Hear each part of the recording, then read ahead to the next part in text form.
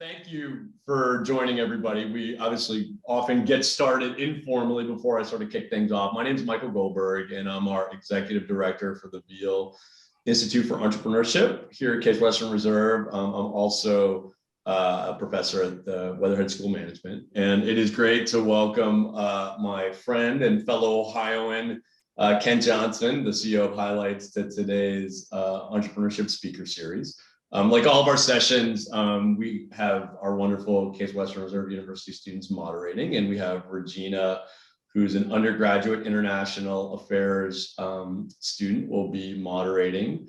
Probably, Kent's wife and I are college friends and classmates, and both studied politics and international affairs back undergrad. So Regina can ping you on your, as we span the globe of topics today. It's of interest to both myself and Kent's wife, Jillian. For those that are on Zoom or joining on LinkedIn Live, we would like to have these super interactive. So just let Regina know, either in Zoom, if you have a question, you can raise your hand on Zoom, or if you're on LinkedIn Live, just put a question in the comments and we'll make sure we feed it to Regina.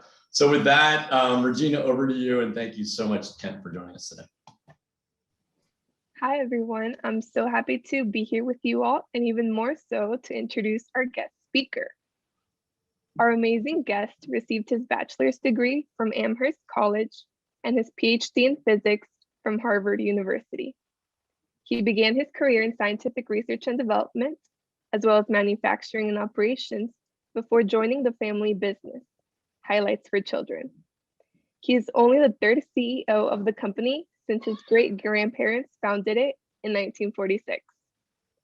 Highlights for Children publishes the popular kids magazine, Highlights, which I'm sure many of you know by the big red logo at the top, which strives to foster education through children's publishing. There you go. Alongside being CEO of Highlights, he serves on the board of trustees for several companies, including Shirts Communications and Nationwide Children's Hospital. Please join me in welcoming Kent Jonhson. Thank you, Regina. Oh, thank you. It's a great introduction. I'm really excited to be here today. I talk about one of my favorite subjects, Highlights for Children. I guess, you saw the big red rhomboid. When we go out in the world, most people know us for the magazine. But where I want to start is to tell you we're actually not a magazine company. So I want to tell you a little bit about who we are, give you a little bit of a background, just to plant some seeds for things we could discuss or different avenues we could go down. So we really think of ourselves as a company that was created to serve children. So I describe ours as a mission-driven for-profit entity. So we actually are a for-profit company, but our whole existence is about serving children. So we're built on a set of beliefs and a vision for what we want the world to be. So when we talk internally, we say, our vision for the world, if we're successful at our business, is to make a more optimistic and empathetic world for children. So we're trying to we try to create experiences that foster delight and joyful learning that contribute to human development. We talk about the importance and our mission being to help all children become their best selves. And so for us, we define best selves, just to give you an idea of the breadth, as confident, caring, creative, and curious. So we think of ourselves as broadly educational on all of those kind of whole child, the social, emotional, the physical, the intellectual, the moral and spiritual, like all of the sort of developmental aspects that round out the kind of people we all want to become, the kind of what we believe is a universal aspiration that parents have to raise good kids, kids who will contribute in a positive way. So to the world. So we have a few foundational beliefs. Our most important belief that we base everything on is the idea that children are the world's most important people. We also have the belief that childhood is an exceedingly short, sweet season. And so we take very seriously, and we think adults should take very seriously what they invest and the thought they put into content and experiences for children, because we just have this short window when we're children, and it's so important what happens in the early years. We also believe that children have the potential to change their world, and they grow up to be adults who can change the world if they believe a few important things. And I won't go through all of them, but if they believe that all people are deserving of dignity and respect, if they understand that kindness is never wasted, that learning is a lifelong kind of aspiration, a lifelong process. If they really believe that all of us have a role in making the world more fair and just, and it's important to stand up for what's right. Like those types of things are the beliefs we try to build into our content to help scaffold the development of children. So I've talked about beliefs. I want to quickly take through a little bit more what the company is. I said we weren't a magazine company. We, of course, still are a magazine company. We had a very young potential subscriber on the call. We actually have a magazine for babies. If you want to talk about innovation, I could tell the story of developing a magazine for children who don't yet read that they can take in the bathtub and safely chew on. Is a great story of innovation. It has nothing to do with technology. But our company is broadly education. We think of ourselves as educational, creating educational experiences. So you have the Highlights brand, where we're really trying to build a lot of different experiences from the brand, emanating from the beliefs and the sort of brand pillar of the magazines. But we do a lot of other things in terms of subscription clubs, digital experiences. We're growing very rapidly at retail.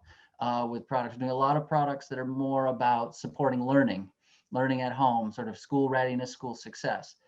We have a whole nother division of our company, just to give you a quick sense, that serves, the idea was a family business diversifying, getting into curriculum and supporting teachers. So we do things that help teachers in their professional development get better at their craft. And we also do a lot of curriculum resources that go into elementary schools to scaffold foundational literacy and reading and vocabulary, that type of thing. Another area that's important to us is our international business, which is actually half digital. We're trying to play as big a role as we can in developing a love of reading for kids learning English all around the world, places like China, Korea, Asia, South America, Middle East, sort of all of these regions where there are a lot of kids with a thirst to develop English language learning skills. We're about 500 employees. We're corporately based here in Columbus, Ohio. We've got people all across the country, a product development group in Northeast Pennsylvania, people in New England. So let me pause let me just switch one other piece to know. We are a family business. So next year we celebrate, next month in June, we will celebrate the 75th anniversary of our existence as a company. So kind of a fun birthday celebration. But we really believe strongly. We do a lot on the governance side of the family business with our board. We try to bring all the best practices we can to how do you create a sustainable, professionally run company. So there's a whole series of things. My great-grandparents did found the company, which is why whenever I get introduced and people say, what in the world is a person with a PhD in physics doing at a children's magazine? There is that DNA connection. My 14-year-old likes to remind me that I only get my job because of nepotism. We'll at least put it out there. And for any of you who know 14-year-olds, you know how fun that can be.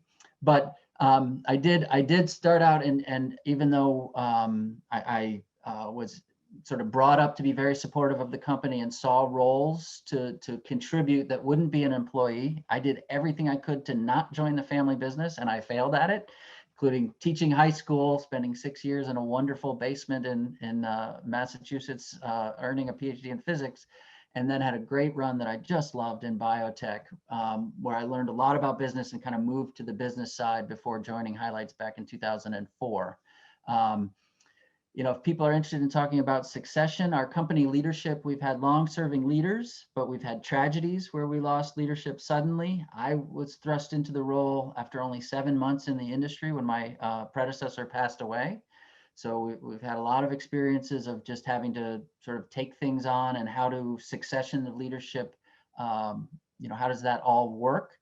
The last piece I would say is, we're just a little bit about the future. One of the things that drew me into the company are the kind of things I continue to work on. And that's, if you're a company that's in publishing, you're in competitive markets, the world is changing faster and faster. So things like, what is technology doing to consumer behaviors, to marketing practices? What's changing about the competitive landscape of what children do and don't do in their lives? How do you make an impact and remain relevant in a world that's moving at an incredible pace? All of those kind of disruptive factors that we face that require entrepreneurs to be creative and move quickly, those were the kind of things that convinced me that Highlights for Children, a magazine I might have known as a child, was a business more interesting than just a kind of a calm magazine. So there's a lot going on. I think we're focused on how do we use insight into consumers, whether they're teachers or consumers. How do we base everything we do on the needs that consumers have and really understanding what they want, and then building from the strengths of our beliefs, our brand, and try to find ways to be more relevant and make a larger positive impact on the world over time through the things that we do as a company. So I'm going to take a breath. I wanted to go quickly to just plant different seeds, but let me pause and let's make this a conversation. Yes, thank you for being here, Kent, and for that amazing introduction to Highlights. I have a few questions to get us started, but everyone, please feel free to use the raise hand function or type any questions in the chat, and I will be more than happy to help moderate those. So Kent, can you tell us a little bit about how Highlights, being a family business, affects how you run the company compared to if you were running a publicly owned company?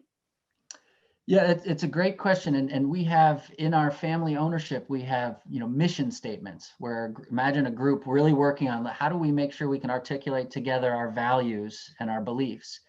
And one of the things that the family believes is that by staying privately held and family held, it allows us to maintain a commitment to the mission and belief of the company. So I think, you've seen, we've all seen sort of an evolution about how companies, whether it's, different organizations have come out and said we have to actually pay attention to all of our stakeholders. I think as opposed to the sort of more traditional model of capitalism where the company is all about, well, how do we serve and create value for the shareholders? So fundamentally, we think being a family business allows us to put the right balance on what are our stakeholders, who are we trying to serve? And our number one stakeholder is actually our customers. So we exist for them. And actually, I think that is sort of a recipe for sustainability, because if you serve your customers properly, you end up, I think, over time, building a trust, building a brand, and building a sustainable business. But we also think very deeply about our employees are a critical stakeholder. If we're not creating a great environment for employees to grow and thrive, we're not going to be a sustainable company. Our vendors and partners, there's so many things we do we couldn't do without others. So we want to think about how do we treat our partners, select them carefully, treat them well, treat them carefully. And of course, our shareholders are a constituent. But being a family business, I think it feels like the world's moving towards the idea of conscious capitalism and broad stakeholders. But for us, we felt by staying private, we can make short-term sacrifices financially when it's in the long-term interest of our customers and all our stakeholders. So we think it's an essential piece of trying to run the company the way we think it should be run. Thank you. And you mentioned, doing other things before joining Highlights, and you also said trying to avoid joining the company for as long as possible. But did you always get the sense that you were going to end up joining the company? What really persuaded you to join? Yeah, that's a great question. And no, I wasn't playing coy. I think I was lucky. I think I've had experiences in my life that I've loved. I loved physics. It was my passion. And, I always thought there were ways to support the company, but I never thought I'd work here. I'm not even sure I'm actually a believer in capitalism. I didn't necessarily want to be in a business. So it was definitely a journey. And what I learned in biotech, as I moved from lab science and the bench to more business, manufacturing, sales, service, that type of thing, is that business is really interesting. It's really fun. It's really complex. And ultimately, I've become a completely converted believer that businesses have a huge positive impact on people's lives. And so I'm kind of, if anything, I might describe, I'm sort of an impact junkie. I want to know what are the things we can do to affect others in a positive way, that someday when we're on that final day of our lives, we can reflect back and say, how do I feel about what I was involved in? So that brought me to business because of the potential to impact. And then just to round it out, I was in a rotating position on our board of directors in 2002 timeframe. And I was learning about the company, and I had a couple realizations. One, the business was much more interesting and complex than I realized. two, I saw this executive team. I saw really competent people at the company. And I think you should always try to find ways to work with great people who your values align with. But I also we were waiting the arrival of my first son. And so there's something about that process where you really think, I'm going to be a parent. What are my values? What do I want to do with my life? Anticipating sleep deprived days and the future. All that was on my mind as I sort of saw this opportunity to come in the company and try to play a role in what our company tries to do in the world. So that was the context and the evolution. It was never really planned. Thank you. And you mentioned, besides learning, the power of business when you joined Highlights, what was the biggest learning curve going from working in research and development to becoming CEO? Yeah, I mean, it's a gigantic learning curve. And I remember because I came into the company in the summer of 2004, and my predecessor passed away in January 2005. So and he wasn't feeling very well. So we had started to accelerate a succession plan, which we thought would be like a 5-year plan, and ended up being 6-7 months. And I remember pretty vividly going to when my board appointed me CEO, and we had our first meeting. I was 36, and they said, look, first of all, calm down, like relax. Second of all, you have 2 jobs. One job is you need to learn to be a CEO. And the second job is you've actually got to learn all these industries we're in. You're new to these industries. There's a lot of content knowledge. And it's interesting, as I reflect back now, sort of 16, 17 years later, I actually sort of think those are my 2 jobs today, because the world's changing so fast. I think it's a really dangerous thing in business or in leadership to ever get to the point where you feel like you're confident that you fully understand your markets and your business. You've got to keep that new eye, that curiosity, because things are changing very quickly. But it was a huge learning curve. And I'd say the number one thing is we had a very strong team at the point when I took over. So you have to, when you're going up a learning curve, you have to rely on the good people around you, and you have to work really hard. But I think I'm still learning. And sometimes I think I annoy people by, articulating that I don't feel like I really know how to do my job well. It's really important to always be learning. So yeah, there's a ton to learn, and it's almost always about people and organization. Like it's about the human aspects are where I put my most, it's the most important to be moving up the learning curves about the human pieces of the business. I don't know if that answered your question, Regina, but that's a stab at it. Yeah, Albert actually had a similar question in the chat, which I completely missed.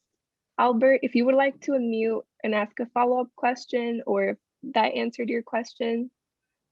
No, I think that it was pretty close to the question I was going to ask. Have similar experiences. Okay, thank you. And then we have another question in the chat from Brittany. Brittany, if you don't mind unmuting yourself and asking that question, that would be great. Yeah, and Ken, thank you. This has been really great. I'm a former MBA student, and this is my first time kind of re-engaging with CASE, and just really excited to see such a great company sharing some wisdom with students. So thank you for that.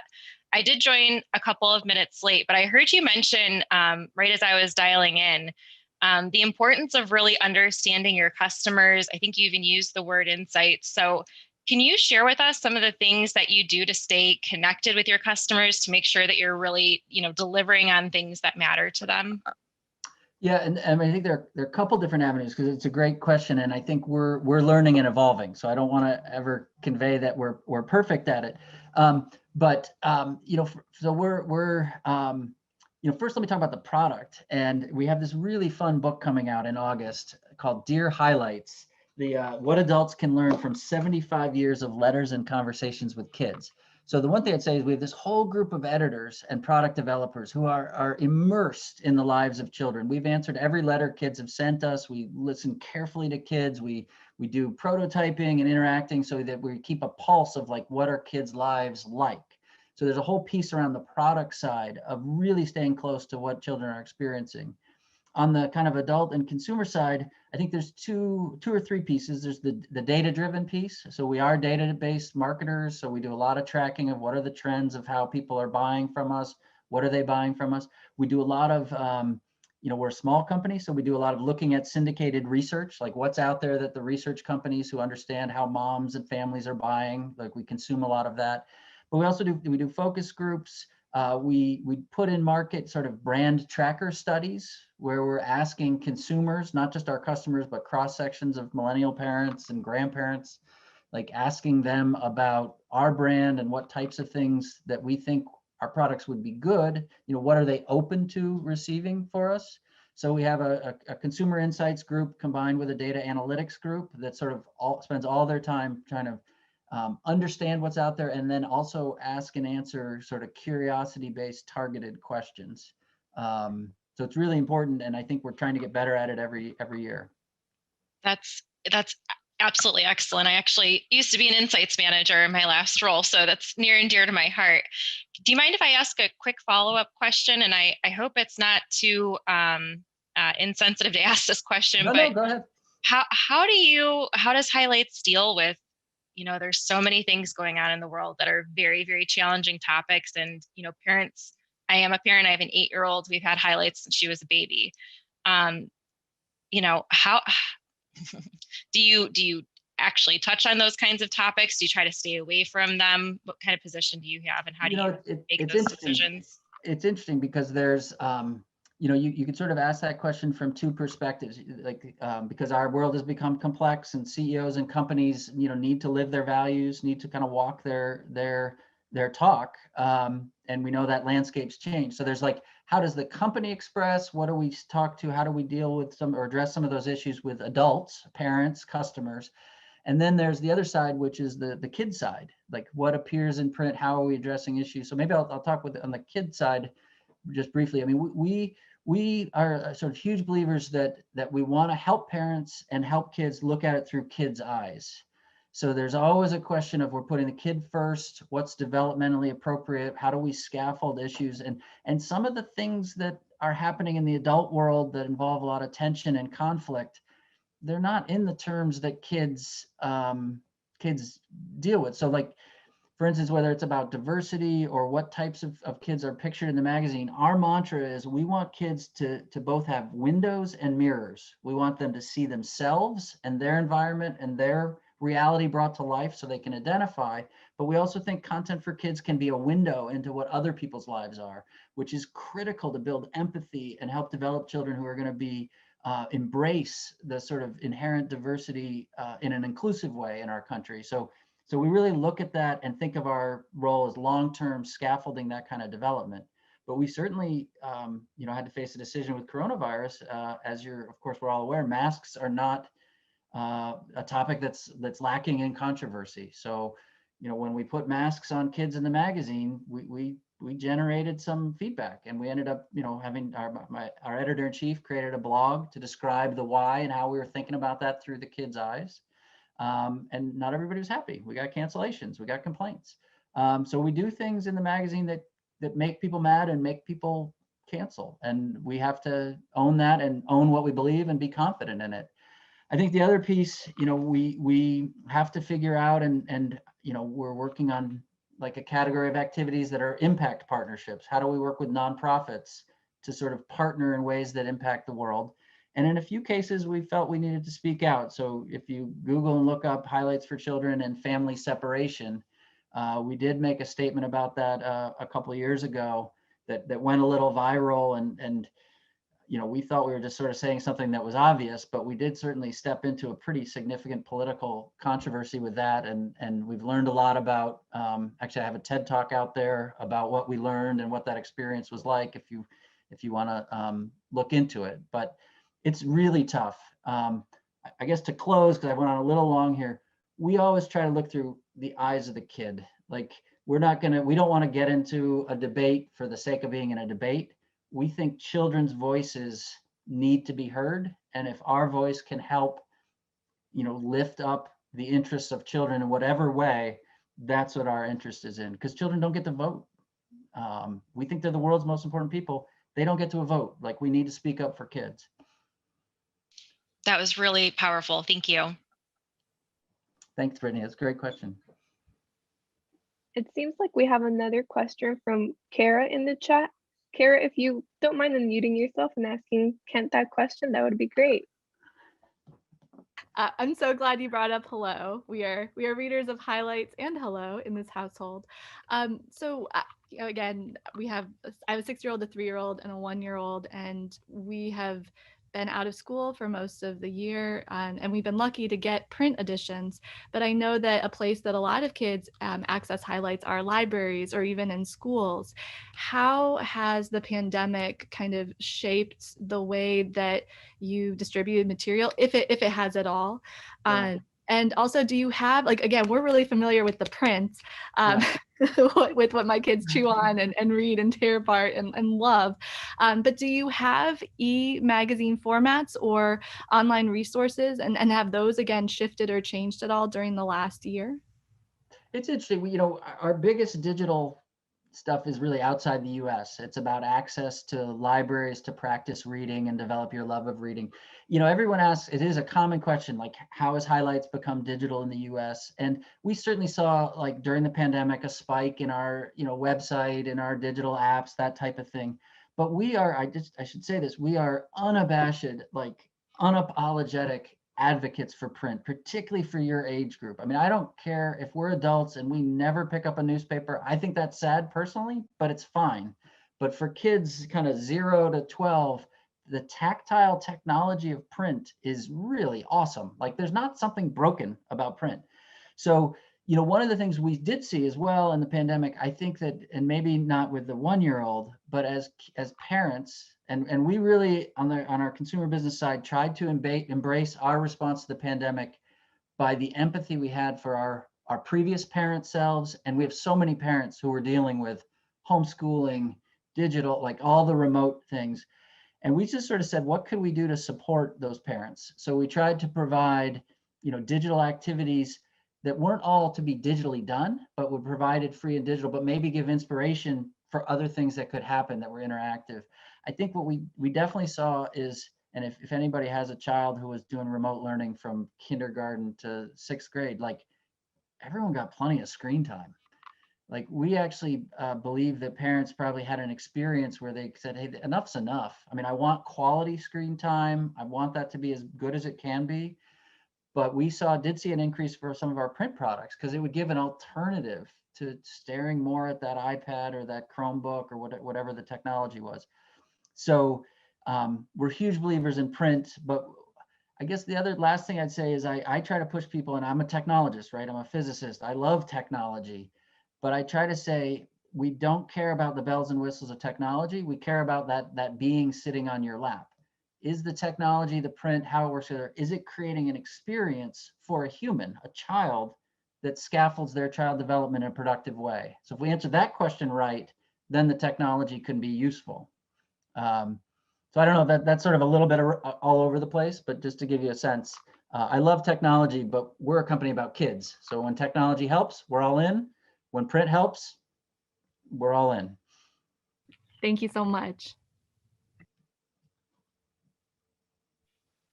Kent, as a current undergraduate student, and I'm sure our audience is a mix of professors, staff, can you tell us what we can do to help highlights foster their mission of fostering education through children's publishing?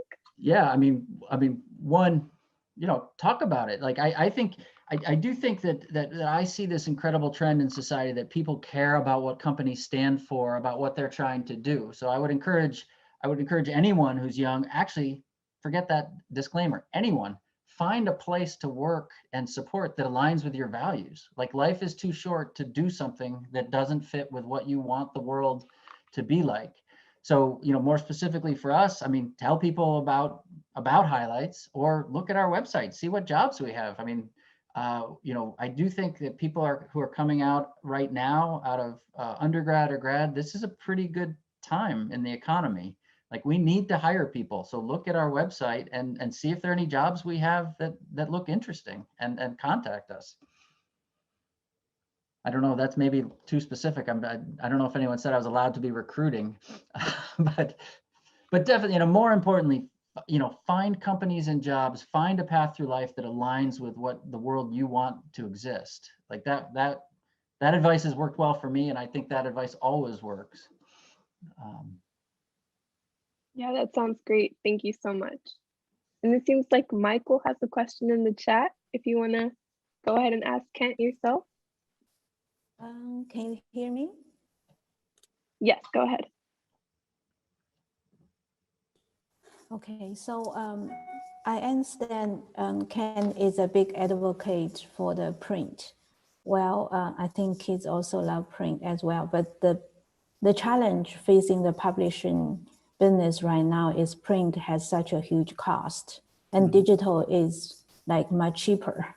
So, you are also an entrepreneur, you need to think about cost, you need to make your business profitable. And how would you balance these two? Yeah, it's a great point. It's a wonderful point. And I also think that it's not just cost, there's also a question of access and equity.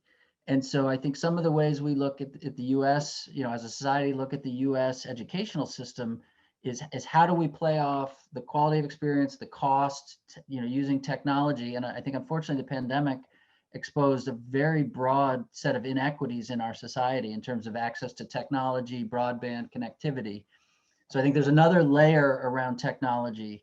But for me, one of the most exciting things about technology is that a small company in Central Ohio can be creating this incredible content. We're putting so much effort in this content. And then in Northeast Pennsylvania, and just to give you a sense, each month we then record all of that in audio in English. And the same time it gets sent to US mailboxes, we ship in China the same magazine with a talking pen that can point at anything on any page and read it to that kid, from a voice in Northeast Pennsylvania to kids all across China.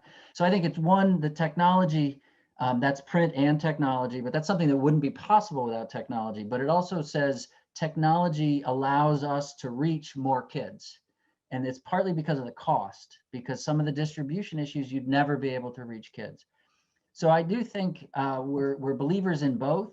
I tend to think of the profit question of whether it's technology or whether it's print or whether it's the two together.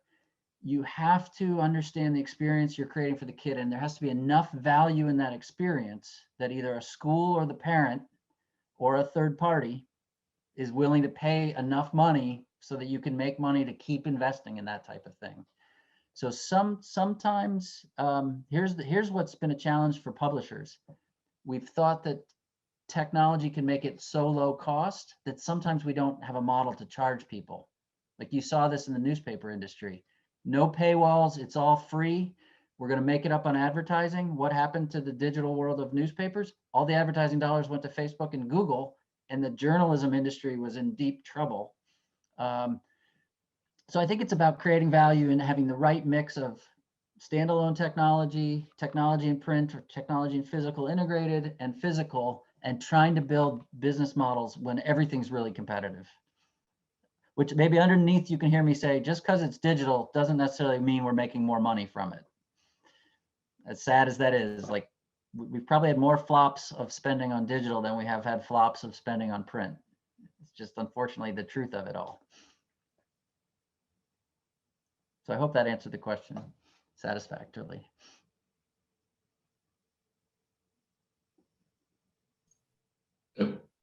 Regina, can I get in for a question?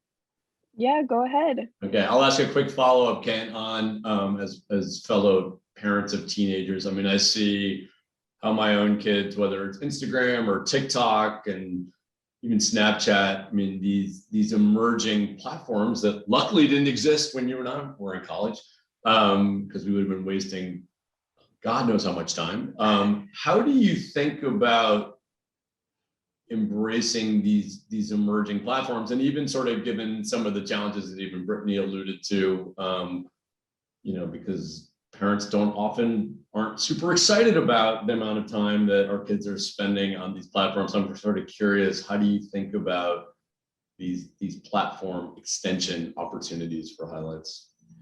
Yeah, it is interesting. So a lot of those platforms, I mean, it's fascinating how fast they change and how much impact they're having on our kids and on our society. I mean, we tend to be an age 0 to 12. So, it's really only our older range that are engaged. I mean, I think at their best, those platforms, I mean, one of the things we believe is that kids should create content.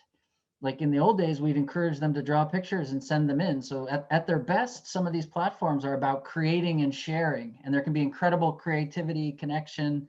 Like, so at their good, when you look at a good light, there's some really neat things about those platforms. I think for kids and child development and the kind of human development, there's also some downsides. I mean, whether it's the short attention span, the sort of, I think, pretty well documented aspect that some of these platforms are not very good for children's mental and emotional health. There's a comparison and a always on, and there's sort of some psychological elements that aren't healthy for any of us, but probably also not for children. So, and there's also the data issue. So, how much of this, how much tracking, how much exposure do kids have? I do think, I think we focus on how do you try to build the right values and respect and kind of human aspects that would lead a child as they grow up to be on those platforms, to have the right foundational kind of outlook for their own behaviors. But I know on top of that, it's a challenge for schools when these platforms are changing so quickly. Like, what's the education? What are the guidelines, the policies? How can we empower kids who are going to use these whether we like them or not? So we have to empower kids to kind of use them for good, understand the boundaries, understand how to be safe and protect themselves and each other, both from harm, but also psychologically. So there's a lot of stuff that happens on these platforms that just as a parent, it's very disturbing. And I think it's very challenging, because you mentioned it's very challenging for us as parents. They're changing so quickly and we didn't grow up with them. So it's we do try to talk to parents about, trust your instincts, be calm, talk to your child about these things, listen to your child. But these are really complex issues that I'm not the expert on. And I sometimes like to think of 6 and under, because it's much simpler before it's much, and having 2 teenagers in the house, it's complex. It's really complex. So I don't have any easy solutions, Mike. Great, thanks. Regina. Thank you, Kent. Can you tell us, what does the future hold for highlights? Yeah, it's interesting. I'm really excited and bullish about the future, and it comes from what we talked about earlier. It comes from a customer obsession, and it also comes from when I think of on the one hand, we've been around 75 years, and like we get to celebrate that, talk about the history, and you could imagine that's like, oh, let's feel good about that. Let's I actually feel like it creates 2 things for us. One, just incredible gratitude, all the people and all the work people did to get us here that lets us be the kind of company we are now. But for me, I also take a huge set of pressures and responsibilities. Like, if all that work was done and we have a brand that many consumers consider relevant to their lives, it kind of creates an obligation and a pressure for us to do more. So the mission statement from our family talks about, we got to leave a company that has a greater impact on more people than the one we inherited. So there is an urgency about increasing our brand relevance, increasing the impact on people, on children, on families, and our focus is on the experiences we create for kids. So we're really excited about bringing highlights to life off the page. So whether that's in the cool stuff, we've got some really neat programs rolling out on Audible, like audio programs. We're certainly very interested in transmedia, television, that type of thing. But we're also interested in educational toys, in games and puzzles and things that can bring our brand values to life off the page. And I think in the school side, we're also really excited. I think the disruption of this past year is going to cause educators across the country to think, how can we sort of make up for what was lost? What are the things we can do that can bring more social emotional learning into the classroom? And how do we double down on the kind of foundational skills of literacy? Like, to Mike's point, when you're going to go into all these platforms where we're communicating all the time, it makes it even more important to build great foundational skills in literacy and solid social emotional base, because our world is so complex and fast moving. So we're really excited. We've got a lot to do. We're a private company. We've got a, not a huge team. We're only about 500 people, but we're really excited about the different things that are going on. Thank you so much for your time today, Kent. Thank you to the audience for such an amazing discussion. And I'm going to pass it back over to Michael, who's going to wrap it up. Awesome. Thanks, Regina. You did a great job moderating. We really appreciate your engagement on this and excited that we have a couple more years with you on campus. So, and look forward to meeting you in person at some point as well. Thank you, everyone, for joining today. As Regina said, we really appreciate your questions and your engagement. It was great to see some new faces from folks who probably aren't here. Kent, you're drawing out all sorts of new folks from parts of campus to the event today, so we really love that. And I did put a link. We do have events coming up, including one later this afternoon at 4 o'clock. So for anybody who's on or watching on LinkedIn, please join us again. And Kent, thank you for joining today. It was a great session. I just texted your wife and I was like, Kent is killing it in our speaker series today. So it's great to have you engage with our Case Western Reserve community. I do, because you are so close down in Columbus. Once things get back to functioning here, we'd love to have you up on campus and in Cleveland. I know there's a number of people on the call today that probably would love to meet you in person. So we'll look forward to welcoming you and your family up to Cleveland at some point soon. But thank you again for taking the time today. Oh, it's my pleasure. And thanks to all of you for tuning in. And I can't wait till we're all in person. I'd love to come up. It's so close. So great. Well, great. Well, thanks everybody. Have a great day. Bye-bye.